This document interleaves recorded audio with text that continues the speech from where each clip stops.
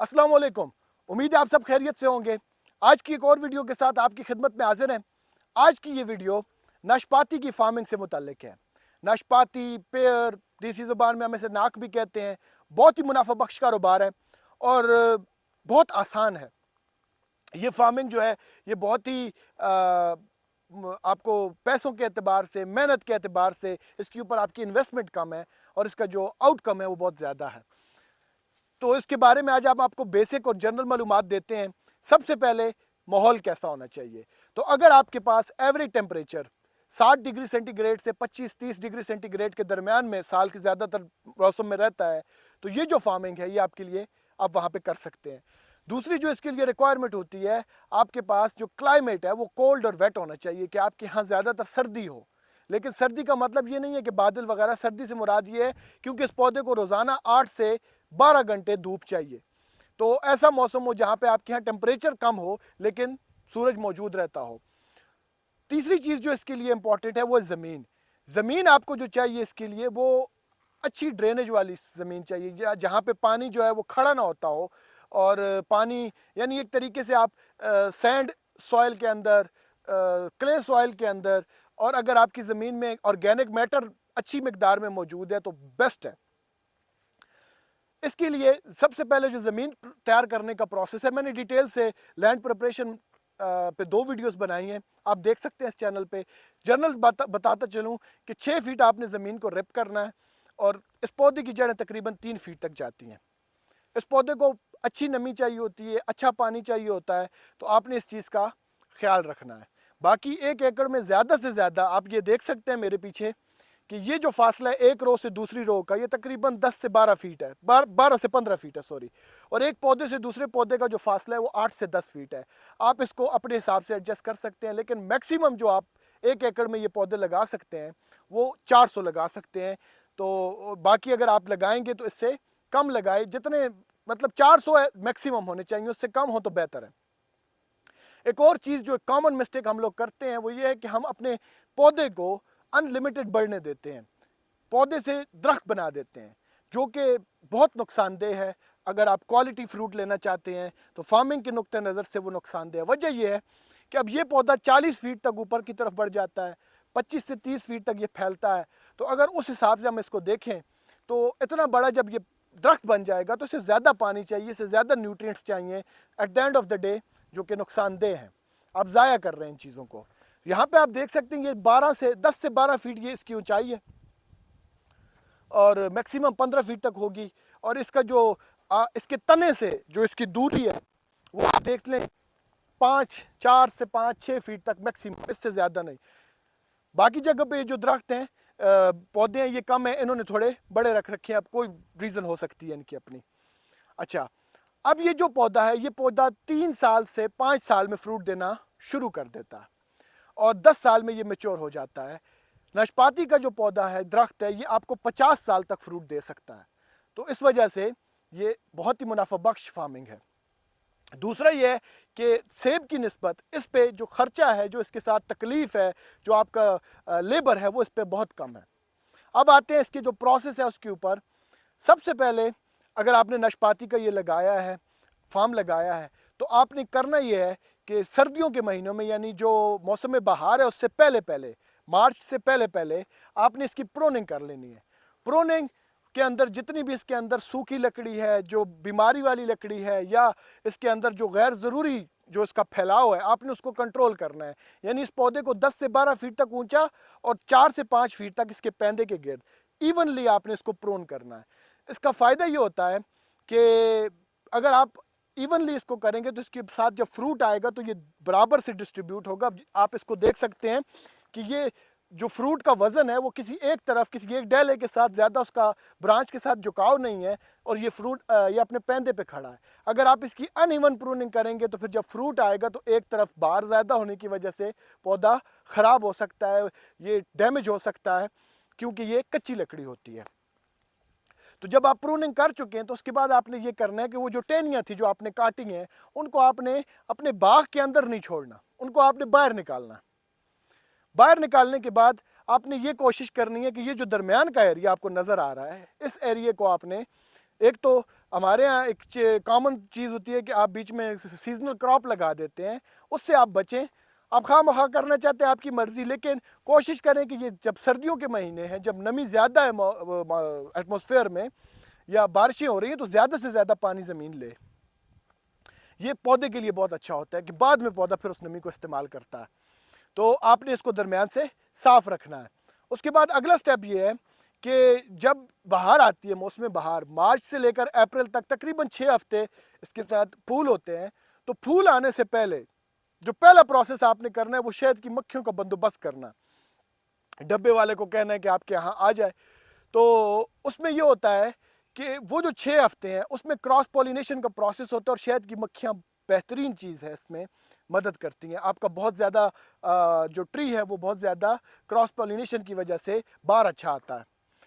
ये वो वक्त होता है जब फूल खिलते हैं पौधों के ऊपर। सबसे ज़्यादा जो पौधा रिस्क जो कमज़ोर जो वो बीमारी लगने के लिए मैं किस तरह से बयान करूं कि सबसे ज़्यादा जो एक्सपोज होता है बीमारी से, किसी तरीके से ये पौधा डैमेज हो सकता है, उसको कोई कीड़ा लग सकता है या कोई बीमारी लग सकती है जो आपके फार्म को ख़राब कर सकती है, वो ब्लूमिंग का टाइम होता है। उस वक्त पे पौधे को सबसे ज़्यादा न्यूट्रिएंट्स की ज़रूरत होती है। तो आपने जो खाद लगानी है वो ठीक उस ब्लूमिंग का जो प्रोसेस है उससे पहले, चंद दिन पहले या उस दौरान में लगानी है। हाई नाइट्रोजन बेस्ड जितने भी फर्टिलाइज़र हैं इस फार्मिंग के लिए बेस्ट है। अगर आप देसी फर्टिलाइज़र इस्तेमाल करना चाहते हैं तो बकरी और भेड़ की जो मेंगने हैं वो इस फार्मिंग के लिए सबसे बेस्ट है। स्टोन फ्रूट फार्मिंग के लिए सबसे बेस्ट है क्योंकि वो हाई नाइट्रोजन होता है, उनमें पोटाशियम होता है, फास्फोरस होता है। तो सबसे बेस्ट है इसके लिए कि बकरी और भेड़ के मेंगनों का अगर आप बंदोबस्त कर सकें। जब आपने वो डालने हैं इस पौधे के इर्द गिर्द, तो एक चीज़ का ख्याल रखिएगा कि आपने पौधे का जो सेंटर है, जो इसका ट्रंक है, उससे कम से कम 18 इंच से 2 फीट दूर डालें। उसका फ़ायदा ये होगा कि जड़ें जिस तरफ उनको खाद मिलती है वो उस तरफ बढ़ती हैं, तो इसकी जो जड़ें हैं वो बाहर की तरफ बढ़ेंगी।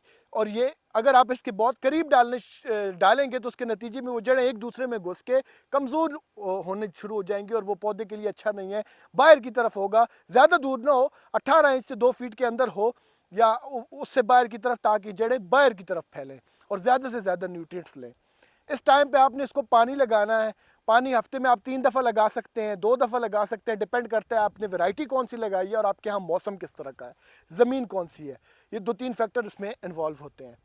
ये पौधा 3 से 5 साल में फ्रूट देने लगता है अगर आप इसको अच्छा फर्टिलाइज़र दें। अगर आप इसको मार्केट का फर्टिलाइज़र देना चाहते हैं, जो हमारे यहाँ बदकिस्मती से एक चीज़ है, आप इसको देसी फर्टिलाइज़र नहीं देना चाहते, वर्मी कंपोज हो गया आपका, भेड़ बकरियों के मेंगने हो गई, गाय का गोबर हो गया, ये बेस्ट चीज़ें हैं। लेकिन अगर आप इसको मार्केट का फर्टिलाइज़र देना चाहते हैं तो एक नंबर आता है 13-13-13, 13-13-13, वो फर्टिलाइज़र इस फार्मिंग के लिए सबसे बेस्ट है। और फर्टिलाइज़र देना इन पौधों को जो सबसे बेस्ट टाइम है वो स्प्रिंग टाइम है, जो हमारे यहाँ मौसम बहार होता है।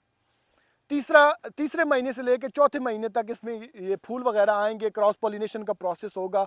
उसके बाद फिर आपने इसके ऊपर जो बाकी प्रोसेस है, बीमारियां तकरीबन फ्रूट फार्मिंग में कॉमन है।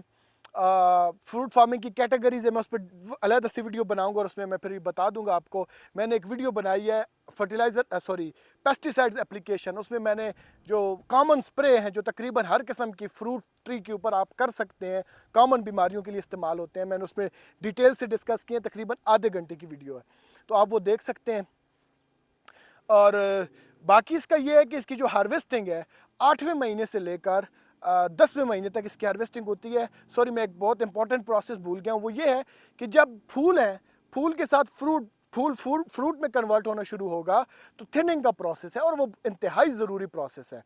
थिनिंग का प्रोसेस आप अपने फ्रूट ट्रीज़ पे उस वक्त करें, खुसूसन स्टोन फ्रूट जो हैं जिसमें आपके पास नाशपाती है, सेब है, आड़ू है, तो नेक्ट्रीन वगैरह, उस वक्त करें जब आपका ये जो बेरी है, जो ये आपका फ्रूट है, इसका साइज़ आधे इंच से 1 इंच के दरमियान में हो।